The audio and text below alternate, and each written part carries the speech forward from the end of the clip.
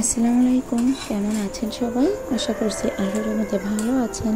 আলহামদুলিল্লাহ, আমরাও ভালো আছি। আমার আরও একটি নতুন ব্লগে সবাইকে জানাই স্বাগত।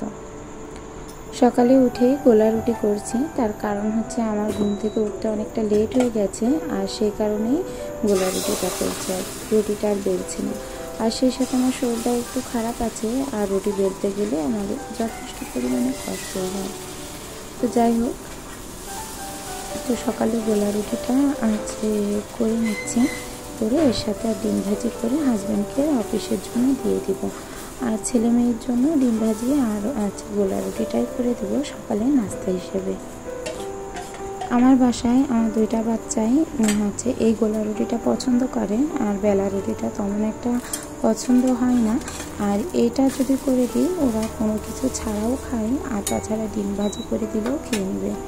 আর আমার মেয়েটা বিশেষ করে এটা খেতে খুবই পছন্দ করে, একটার জায়গায় দুটো তিনটাও খেতে পারে। আর যদি ওই রুটি বেলা রুটি হয় তাহলে ওইটা 1 পিস থেকে 1.5 পিস মতো খায়। তো এটাই করে দিই, ওদের জন্য ভালো। আর আমার তো বেলার ঝামেলাটুকু থাকে না, তো সব মিলিয়ে আমারও সুবিধা হয় এবং ওরাও খেতে বিরক্ত করে না।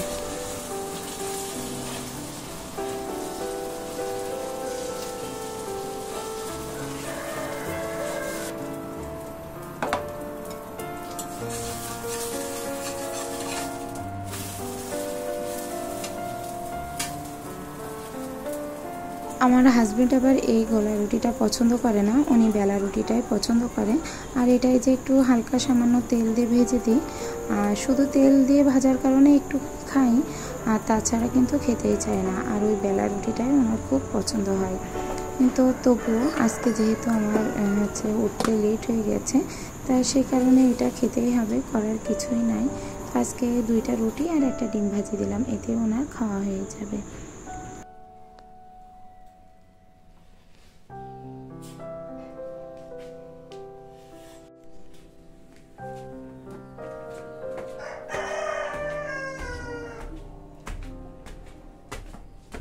ঈদে গ্রাম থেকে এসে তারপর যতগুলো ছিল সেগুলো সব কিছু ভিজিয়ে দিয়েছিলাম।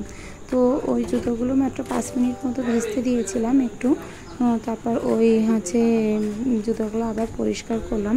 আর শীতের যে জুতোগুলো ছিল সেগুলোও একটু পরিষ্কার করলাম।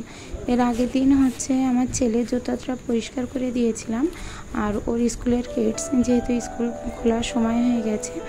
আর এদিকে আমার হাজব্যান্ডের জুতা, তারপর আমার জুতা, মেয়েরটা, এগুলো সব একদম ধুয়ে পরিষ্কার করে রেখেছি যাতে সমস্যা না হয়।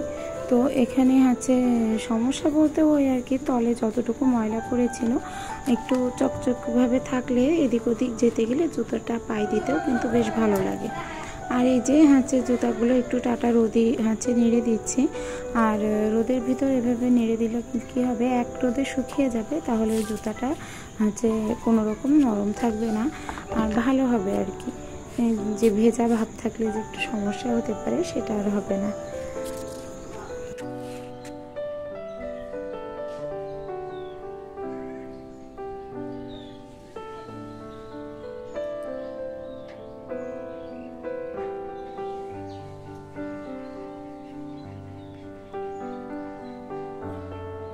তো ছাদে থেকে নিচে গেলাম, যে আগে যে থালা বাসনগুলো আছে, সকালে যে রান্না বান্না হয়েছে, তারপর যে রাত্রের কিছু এই যে ঢাকনাগুলো ছিল, বাসন কোসন তো মেজে রাখি, কিন্তু ওই ঢাকনাগুলো আর মাজা হয় না। আর তারপর সকালে যে ব্যবহার করেছি যেগুলো, সেগুলো একটু মেজে নিচ্ছি। আর ওইটা তো জুতাটা আগে তো রোদে দিয়ে আসলাম যাতে ওইটা শুকিয়ে যায় এবং বেলা থাকতে থাকতে গরম গরম উঠাতে পারি। তো এদিকে থালা বাসনগুলো ভালো করে ধুয়ে আবার ডালাটার ভিতর উপর দিয়ে নিব। আসলে মেয়েটা যখন স্কুল বন্ধ থাকে তখন ওই টাইমটাই কাজ করতে যেমনটা সুবিধা হয় তেমনটা একটু কাজের প্রতি আগ্রহী থাকে, যে কোনো একটা কাজ করবো, একটু ব্লগ ভিডিও করবো, তারপর সেগুলো ছাড়বো। কিন্তু স্কুলটা যখন ওপেন হয় তখন অনেকটা কষ্ট হয়ে যায়।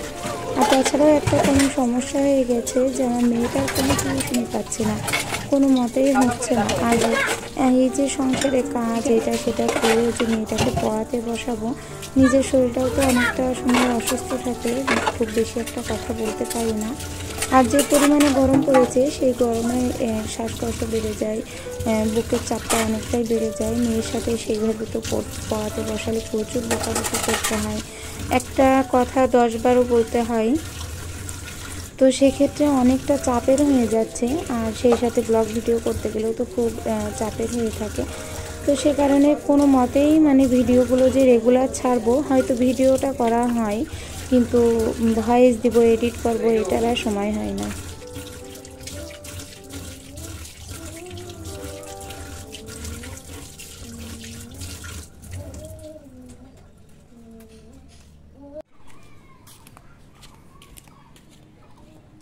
কাপড় ভিজিয়ে দিয়েছিলাম অনেকগুলো, তো সেই কাপড়গুলো একটু কেচে নিব।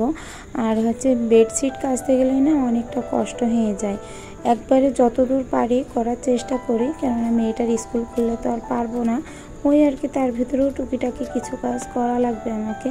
তো এখানে মেয়ে যতগুলো প্যান্ট ছিল এই 2 দিনে পরেছে, মানে গ্রামে যে পরেছে। আর তাছাড়া একটা বেডশিট ছিল জমা, এর আগে পাতা ছিল, সেটাও একটু কেচে দিলাম। ওই আর কি টুকিটাকি যতটুকু পারি ততটুকু আর কি কেচে কুচে গুছিয়ে রাখার চেষ্টা করি। সব সময় যে পারি সেটা তো হয় না, কারণ শরীরটা আর পেরে দেয় না, শরীরটায় অনেকটা কষ্ট, মানে অসুস্থ থাকে আর কি। তো এই গরম আসছে, শীতকালে তো মোটামুটি একরকম থাকা যায়, শ্বাসকষ্ট একটু পানি কম লাগালেই হয়, কিন্তু শীতকালে তো প্রচুর কাঁচা কোচা থাকে, সেটাও এক ধরনের সমস্যা। আর গরমকালে প্রচুর গরমে আর এক ধরনের সমস্যা। আসলে শরীর থাকলে তো অসুস্থ হবেই, এটাই স্বাভাবিক। তো যাই হোক, এইদিকে কাপড়টা ভালো করে মেলে দিলাম, দিয়ে ভাবলাম যে এই যে টমেটো গাছগুলো, এই টমেটো গাছগুলো উঠিয়ে ফেলবো, মরে যাচ্ছে। তো এই টমেটো না প্রচুর পরিমাণে টমেটো ধরে রয়েছে, আর এত পরিমাণে পাকা টমেটো কাউকে যে দিব তা কি আর বলবো, যে এই টমেটো তুলে হয়তো রাখছি, কিন্তু দিতে যাওয়ার একটা লোক নেই যে আশেপাশে কাউকে দিবে। আর আমি যে যাব আমার তো সময়ই হয়ে ওঠে না, সন্ধ্যার দিকে দেখা যাচ্ছে অনেকটা কাজ থাকে, নাস্তা তৈরি করা। আর বিকালের দিকে ওই যে একটুখানি সারাদিন পরিশ্রম করার পরে একটু শুয়ে থাকি, তো ওই যে শুই চোখটা একদম বুজে আসে, মানে চোখটা বন্ধ হয়ে যে একদম ঘুম এসে যায়। আর একটানা মাগরিবের আজানের সময়, তাই আমার টের পাবো আর কি যে ঘুম থেকে উঠবো। তখন উঠে দেখা যাচ্ছে যে টুকটাক কাজ করা হয়, নামাজ পড়া হয়, তখন কি আর সময় হয় না। আর আমাদের এই জায়গাটা আসলে খুব তেমন যে একটা পরিচিতি সেটা নয়, আগে যে এখানে ছিলাম সেই জায়গাটায় অনেক লোক পরিচিতি ছিল, মানে সবার সাথে একটু কথাবার্তা, তারপর সন্ধ্যার সময় তারা বাসায় আসতো, একটু 2-1টা কথা বলা যেত। কিন্তু এই যে এখন যে জায়গাটায় থাকি, এটাও আমাদের বাসা, তবে এই জায়গাটা এসেছি 2 বছর। তো এখানটাতে আশেপাশে যারা আসে তারাও খুব একটা আমার বাসায় আসে না, আর আমারও খুব একটা তাদের সাথে মেশা হয় না। আসলে এখানে এক একজন এক এক জায়গার, তো সেই কারণে হয়তো খুব একটা কথাবার্তা বলা হয় না। তো এই কারণে এই টমেটোগুলো খুব একটা দেওয়া হয় না। আর যে কোনো ফলন যদি হয়, আমার আগে অনেক দিয়েছি, কিন্তু এখন বিশেষ করে সময় হয় না। তো দেখা যাক, দেওয়ার তো ইচ্ছা আছে, যেহেতু অনেক টমেটো, এত টমেটো তো নিজে খেয়ে পারবো না, যতদূর সম্ভব দেওয়ার চেষ্টা করব।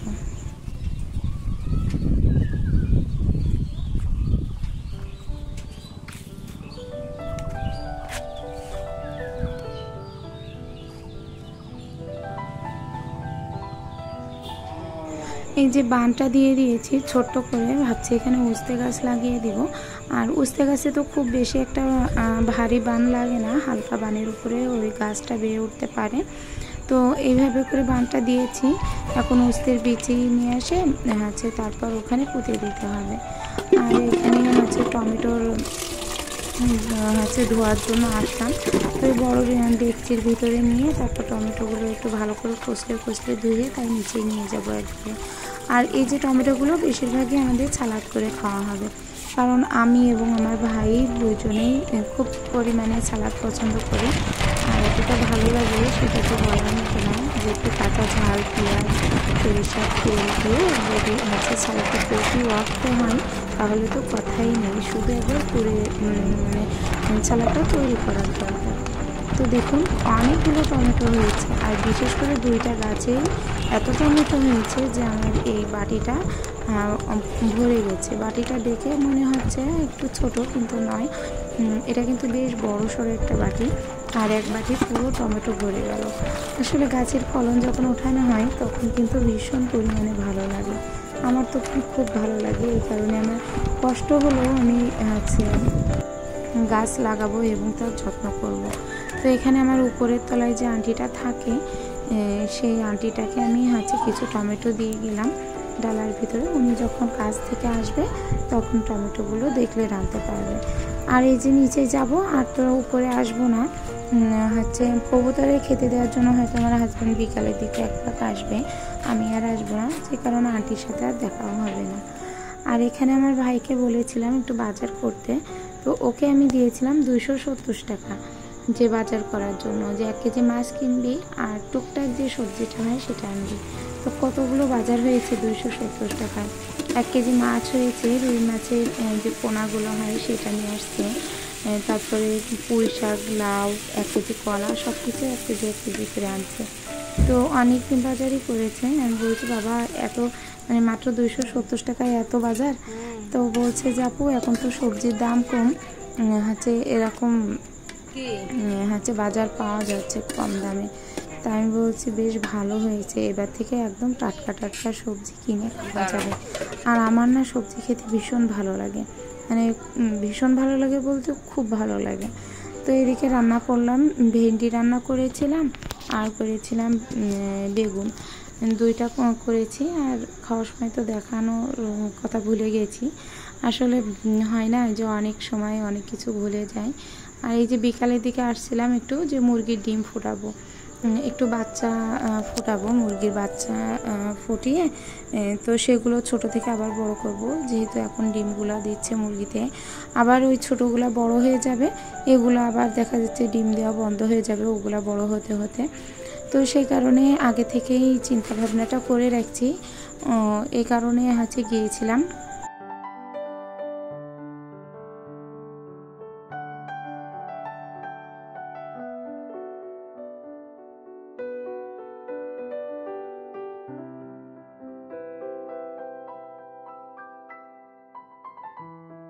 বিকালের দিকে আমার ছেলেটার খুব খিদা লাগছে, তো ও বলছে আম্মু আমি চিড়ে ভিজানো খাবো। আর এই চিড়া ভিজানোটা ওর খুবই পছন্দের হয়ে গেছে এখন। আগে কিন্তু এগুলো খেতে চাইতো না, কিন্তু এখন এই চিড়া ভিজানোটা খেলে ওরও যেমনটা পেটের উপকার এবং শরীরের দিক থেকে উপকার, ঠিক তেমনভাবে আমি ওকে আগ্রহ করে এটা খেতে দিই। তো মুড়ির থেকে, ভাজা মুড়ির থেকে ওর চিড়া ভিজানোটা পছন্দ করছে দেখছি। তো ওর জন্য ভাবছি একটু বেশি করে চিড়া কিনে রেখে দেবো। আর একটু ভালো চালের চিড়া কিনলে না সেটা তো আর কথাই হয় না, অনেক টেস্টি লাগে চিড়াগুলো। তো এইদিকে একটু রান্নাটা করছি বিকালের দিকে আসার পরে, বিকালে গিয়েছিলাম হচ্ছে, আর তারপরে একটু মাছ ঝোল করে রাখি, কারণ এখন এই যে গরম পড়েছে, আর গরমে কিন্তু রাত্রের দিকে কারেন্টটা খুবই যায়, সন্ধ্যার দিকে একবার যায়, কিংবা দেখা যাচ্ছে 10টার দিকে একবার যায়। তো এদিকে আমার মেয়ে বলছে আম্মু সারাদিনে যে ডিম পেড়েছে ডিমগুলো উঠিয়ে নিয়ে আসি। তো মাশাল্লাহ বলতে কেউ ভুলবেন না, এই আমার মুরগি। টুকটাক যাই হোক আপনাদের দোয়ায় আল্লাহর রহমতে সব কিছু এই পর্যায়ে আছে চারিদিকে। তো মুরগির অনেক পরিমাণে অসুখ হচ্ছে, মারা যাচ্ছে। আর এই যে খরগোশটাকে আমার মেয়ে উপরে উঠিয়ে দিয়েছে। তাই আমি বলছি কেন উঠালে, ওকে এই যে জোর ফেলে দিলে ও তো ব্যথা পাবে। তো ছোট মানুষ, ও বুঝতেও পারিনি, উঠে দিয়েছে, পরে দেখি এই অবস্থা। আর এই যে আলহামদুলিল্লাহ ডিম দিয়েছে মুরগিগুলায়, এই মুরগিগুলো ডিম দিয়েছে। মুরগিগুলো এখন ডিমগুলো এখন তুলে নিয়ে যাব, তুলে নিয়ে তারপরে এগুলো ধুয়ে আবার ফ্রিজে রাখবো। তো এই যে এই ডিমগুলো আমি আর এখন আস্তে আস্তে সেলও করছি ডিমগুলো, আলহামদুলিল্লাহ যে এই ডিমগুলো সেল করছি, যে এগুলো বীজ ডিম বলতে পারেন, যেহেতু মরগ আছে ফুটবে, যারা নিয়ে যাচ্ছে তারা বিশেষ করে খাওয়ার জন্যও নিচ্ছে, আবার ডিমগুলো যাতে ফোটাতে পারে সেই জন্যও নিয়ে যাচ্ছে। এই তো ডিম নিয়ে আসছি এবার। আমার মেয়েটা অনেক খুশি, তাই বলছে আমার হাতে দাও, নয়তো পড়ে যাবে, বেশ কয়েকটা ডিম তো তো সব দিন যে এতগুলো করে দেয় সেটা নয়, মানে এমন হয় যে প্রত্যেকটা মুরগিতে হয়তো ডিম দিয়েছে, আবার এমনও দিন হয় কোনো মুরগিতে 2টাও দেয়, 3টাও দেয়, মানে প্রতিদিনই যে এতগুলো করে ডিম উঠাই সেটা কিন্তু নয়। তো যাই হোক, আমার আজকের ভিডিওটা এই পর্যায়ে শেষ করছি। যদি ভালো লেগে থাকে তাহলে একটা লাইক দিবেন, সাবস্ক্রাইব করে বোনটির পাশে দাঁড়াবেন। আল্লাহ হাফেজ।